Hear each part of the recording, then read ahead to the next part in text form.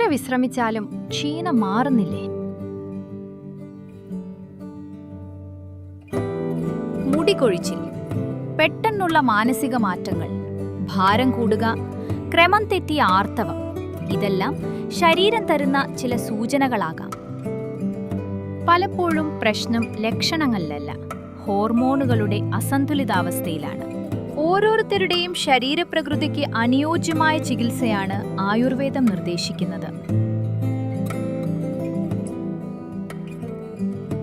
ശരീരത്തിന്റെ സ്വാഭാവിക സന്തുലിതാവസ്ഥ വീണ്ടെടുക്കാൻ സഹായിക്കുന്ന സമഗ്രമായ പരിചരണം. ചികിത്സയ്ക്കൊപ്പം ശരിയായ ജീവിതശൈലിയും ഭക്ഷണക്രമവും ആരോഗ്യത്തിലേക്കുള്ള വഴിയെ കൂടുതൽ ശക്തമാക്കുന്നു.